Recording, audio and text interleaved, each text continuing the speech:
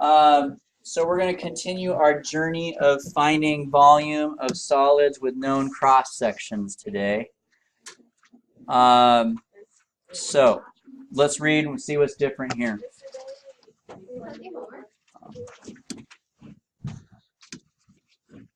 The base of a solid is the region enclosed by a semicircle. So I'm going to draw that first. 1, 2, 3.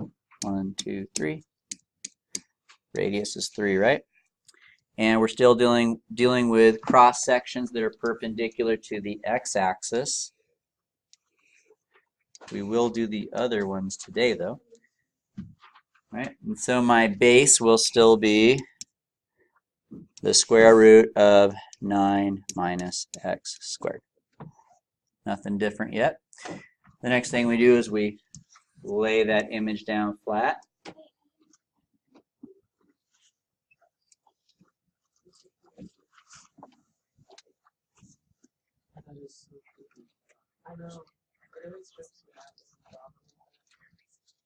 I'm so bad at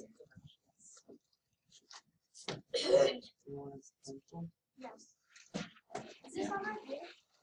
Should be. I believe it's number 5, example 5. All right.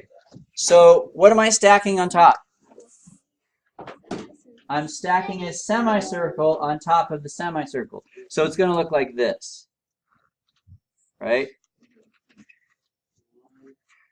And I need to find the area. Yeah, it might be a little rough today, Jacob, if you were gone last time. You didn't get a chance to see the video yet. It's okay. You'll get it eventually. You just need to. It'll probably take a minute to catch up with us. The problems we're going to be looking at today are a little bit more advanced too, so it'll be a little bit of a slap in the face, but you'll catch up. Do you have the paper? I think I gave it to him. Did I give you the notes from yesterday? No, the little. Oh, yes. Thank you. Yes, I will. So that green semicircle there that I'm stacking on top of the other one is the one that we need to find the area of. So now I know you guys know how to find the area of a semicircle, and once again, what I'm going to show you is the creative process you would have to go through on a test, a non-Bailey test, because they're not so cookie cutter like I give them to you. But let me show you how. So we're going to make a shortcut for you on these, okay? So you guys know that the area of a semicircle is what? Good. The issue here is, what is the radius? So let's come back to the picture here. The radius would be the distance from somewhere in the middle here, right, to here. In other words, the radius of that shape is half of my base. Does that make sense? So it's half of this. Huh?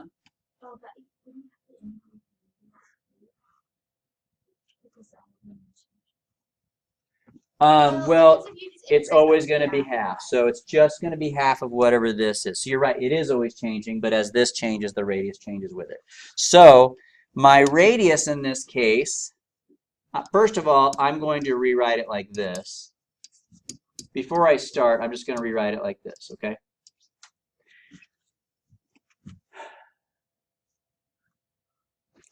And then I'm going to go ahead and put in my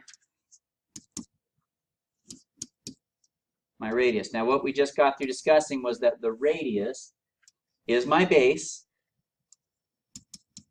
over 2, right?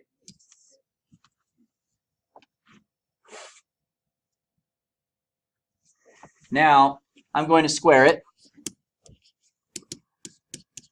And if I square that, the square root on top goes away. And on the bottom it becomes 4. And if I want to simplify it a little bit more, I get pi over 8, 9 minus x squared. Now, I'm going to show you guys a shortcut so that we don't have to do all that every time. But that is like the creative kind of thinking process you have to go through when you're faced with a new situation, okay? But since you're going to see this type of problem over and over again, here's your shortcut. The area of a semicircle that we're going to use, and you might want to write this down somewhere on your paper, is going to be pi over 8 times the base squared. That's our base, isn't it? Squared. So that's going to be our formula we use for the area of a semicircle. All right. So going back to this page then, I'm going to go ahead and write pi over 8 base squared first. And then I'm going to write the base inside of there, which is square root of 9 minus x squared squared, which simplifies to what we already solved out earlier.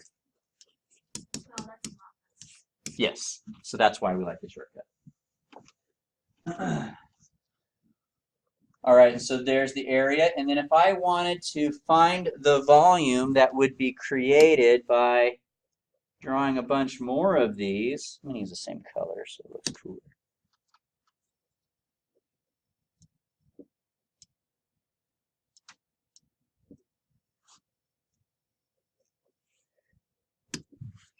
Then what would I have to do?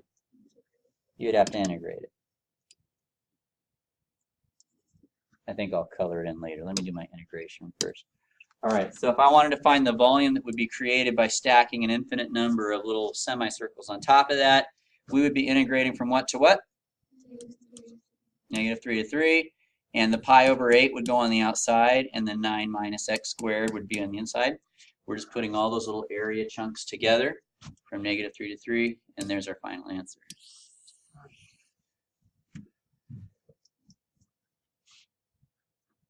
Cool? All right. So I'm going to give you guys a little bit of a problem here. It's going to be exactly like mine, but for those of you guys that want a little bit more of a challenge, can I erase? Yes. For those of you guys that want a little bit more of a challenge, I'm going to change it a little bit. So you could do the one that's up here, okay? But as a challenge, I would say cross sections are perpendicular to the x-axis are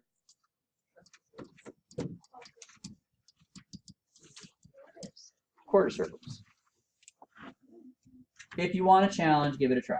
If you don't, if you want one that looks just like the one I just did, just do semicircles, okay? So I'll give you a second to work on those. So Jonathan, did you do the semicircle or the quarter circle? Okay, so I'll let you give me the semicircle. So when we're doing the semicircle, we're going from what to what?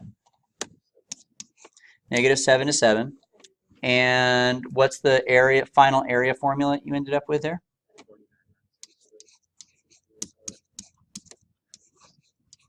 And out here we have pi over 8. So this is the correct answer for just the standard problem I had up there, the semicircle. Does anybody need to see it worked out?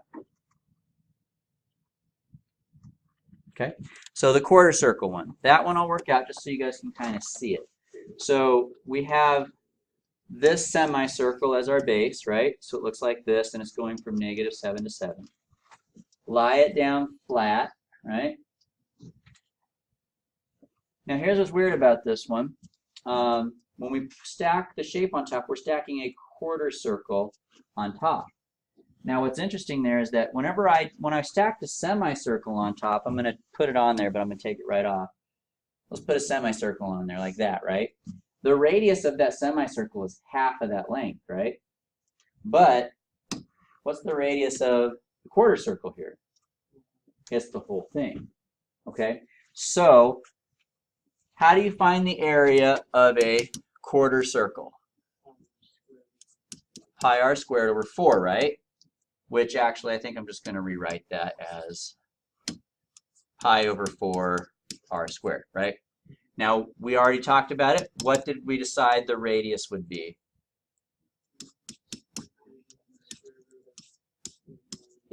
That's right. It's the whole thing from here to here. So it's just that equation. It's not being cut in half or anything, because the radius of the quarter circle is the whole thing. So that would be the one little catch there, and it's hard to notice that if you don't draw the picture. But after that, it's all pretty much the same. So we're still going from negative 7 to 7. It changes because now we have pi over 4 on the outside instead of pi over 8. But on the inside, we still have this. Okay. So that's it. So that's semicircles. Now we're going to switch gears a little bit. want you guys to read that really quick and see. Raise your hand when you think you see why we're doing this problem. Well, actually, didn't I title it on your notes? Okay, never mind then. So what we're doing here with this one is we are integrating with respect to y instead. So where's our clue in this word problem that we're integrating with respect to y? That's it. We are integrating, well, it says our cross sections are perpendicular to the y-axis. Okay, so let's draw our shape first of all. We have y equals 1, that's up here. And then we have x squared over 9, which is a parabola. We had that shape yesterday. Now my cross sections are perpendicular to the y-axis, so here's something new. We're going from here to there. I want to know what's that length. Okay? Does anybody know how to figure that out?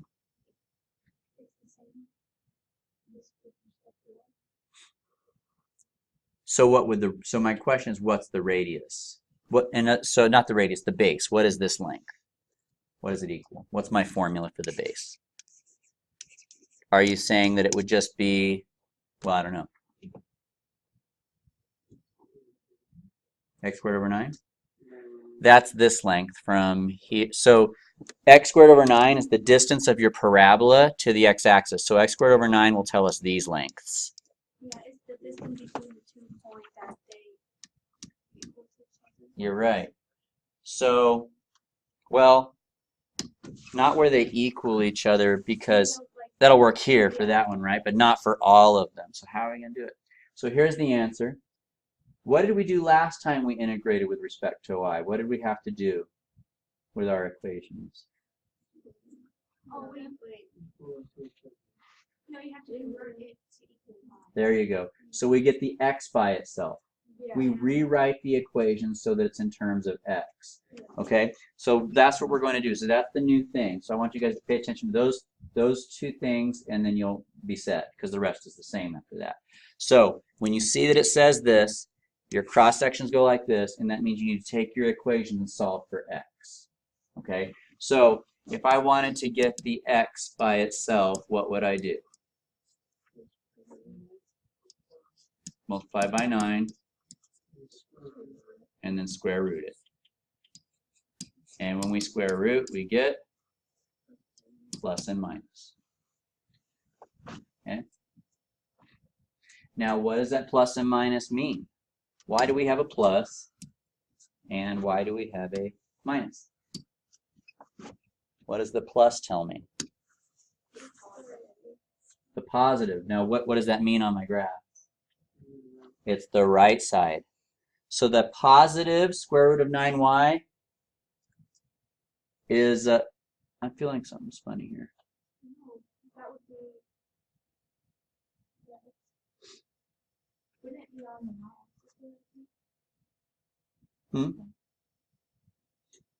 No, Down, not side to side. it's side to side.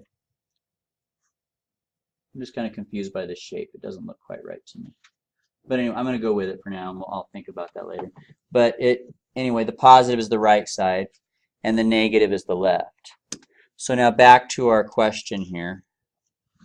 How do you find this length? 1 minus the positive minus the Okay, there you go. So it's the orange graph minus the pink graph, right? That's the distance between them. And it's always changing, right? They start really far apart, and then they come closer and closer together. So it's going, well, let me put it this way then. If I put over here -5 and over here 5, how far apart are they? Because 5 minus a -5 is 10. So the distance from here to here is going to be this function, which is the square root of 9y, minus this function, which is a negative square root of 9y. So it's not then confusing. Yeah.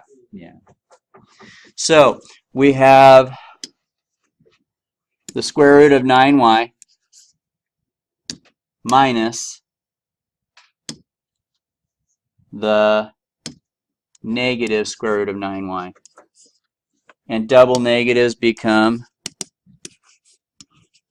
a positive, and that becomes, okay, I see why I was confused about the shape. I feel better now. I was thinking wrong, but that's correct. So there it is. So that's the distance from the orange curve and the pink curve, and that's my base. So that's the new part. The rest of it's not new at all.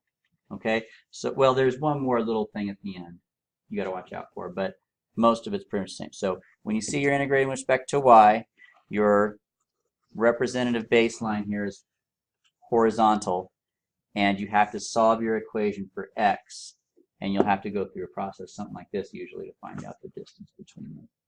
Okay, that's the new part. Let's go ahead and take our graph now and lie it down flat. It would look something like this. And here's my representative line here. And what am I stacking on top? A rectangle. I don't like how I drew my line. It should be a little bit more parallel. All right. So I'm going to stack a rectangle on top. But wouldn't that be on the x? Oh, wait. Yeah, it's hard to switch your mind's gears when they do that. So it says the height is twice this base, right? So however long this is, I'm going to make a height that's twice as big. So there's my representative rectangle that I'm stacking on top. Now how would you find the area of that rectangle? Length times width, right? Base times height. So my base we've already found. It's 2 radical 9y. What's the height? It says twice, right? So 12 square root of 1. Because 2 square root of 9 is 6. Okay, yeah, you're right. So I'm going to say it a little bit different, but you're right. So here's the thing. The height is twice this, right? So if I double this, it's 4. I'm not going to actually take the square root of 9 out, but yeah, you're right. There it is. And then we go ahead and simplify this a little bit more. 2 times 4 is, and square root of 9 times square root of 9 is 9y, which simplifies finally into 72y. So that's the area of each rectangle as y changes. So at this particular y value, that's the area of that one. At the next y value, it'll give me the next area, and so on. So if I wanted to add all those rectangles up, here's the last little difference. You're going to put this here, right? What is my integration limits? 3 plus negative. No. Oh, it's It is, because now we're integrating not left to right. We're not stacking rectangles this way, right? We're stacking rectangles from 0 to 1. So that's the other difference. So if you have a highlighter, maybe highlight, you know, this and this whole area over here, because those are all the differences of what you have to do whenever they tell you to do it perpendicular to the y-axis. Okay. All right, so can I erase? That sounds like a yes. So you guys try. Go ahead. All right, let's do another one. I bet you guys could probably do this one without me doing it for you, except for the picture part. Well, I bet you could even do the picture part. I bet you could. I'm going to test you because there's nothing new here really at all. There's really nothing here in this new at all. So I'm going to test you and then we'll go through it, okay? So we'll graph our, we'll kind of do it in pieces. I'll keep giving you guys little nudges in the right direction. How's that? So I'll take us up to where most of us seem to be located right now. So we've all got the shape drawn, I think, at this point. This is an ellipse, right? Now, something that you've got to pay attention to now, because now they're going to switch this on you. It's a very subtle detail. You got to look out for this phrase. Are we doing perpendicular to the y-axis or perpendicular to the x-axis? Since it's a y-axis, which way am I going to draw my little cuts here? We're drawing them sideways. Now, what else do I have to do when I have these horizontal cuts? You got to find your base, and how do you do that? You got to solve for x. So let's do that. So if I took this equation here and I wanted to solve for x, what would I do first? Subtract 1. Subtract what? That equals 1. Y squared is divided by 16. Good. So if we subtract y squared over 16 on both sides, we get this, right? Then what would I have to do? Multiply both sides by 4. So that would leave x squared here, 4 here, and what here? Y squared. Good. Final step. Square root. Don't forget your plus and minus. The plus represents the what?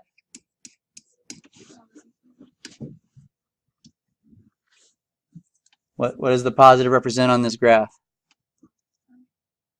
If this was solved for y, yes, but solved for x. So a positive x is to the right, and a negative x is to the left.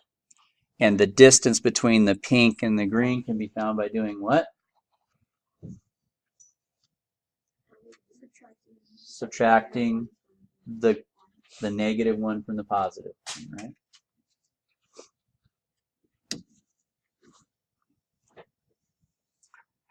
So my positive one looks like this,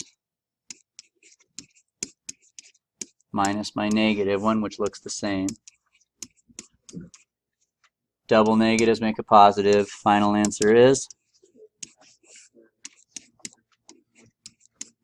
There you go. You guys want to try to take it home from there? I don't know which area from there. What are we doing? What kind of shape are we stacking? Oh, okay.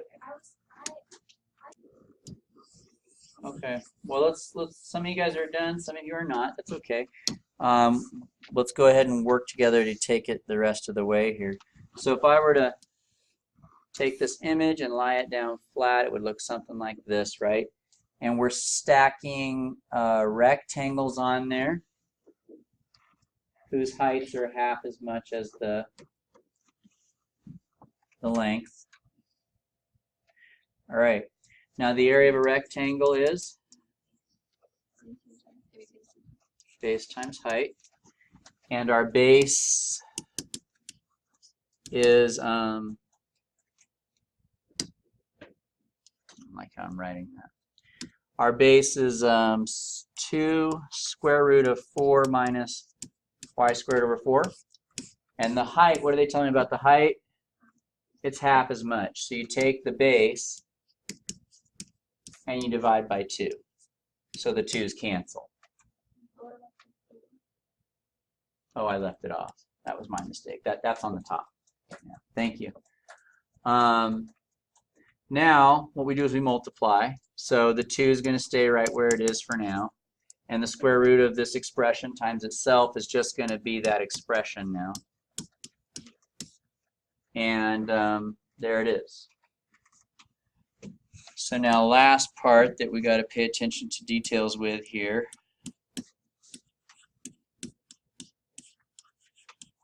What are we integrating to and from here? Right? Remember, since we're integrating with respect to y, we're integrating from here to here. We're going from bottom to top since we're integrating with respect to y. When you're integrating with respect to x, we would go this way. Okay, but we're not. We're going top to bottom, so it's negative 4 to 4. So there's that. I had one more problem that I wanted to go over, but we're not going to have time. But I'll just tell you what, it's not a big deal what we have to do on that one. It's not quite like this one, which is pretty monstrous. And and the level of complexity and all the things you had to know, is this. Now, whenever you guys do these problems, I don't know if you guys noticed, but every problem I have, the base is always a semicircle or a parabola, right? It's not like that. You have your homework tonight, you're going to have some FRQs. They actually give you really weird equations for your bases. But that's actually not a big deal because from what I've seen, all of those problems, except for maybe one of them, were all calculator problems. So for these ones, you are going to use your calculator a little bit. So here's an example of one. I've given you a really weird base. It's not a semicircle anymore. It's not a parabola. It's an exponential function and a logarithmic function. The only thing that's going to be different here is the fact that you have to find where they're intersecting. So, and we know how to do that on our calculator, don't we?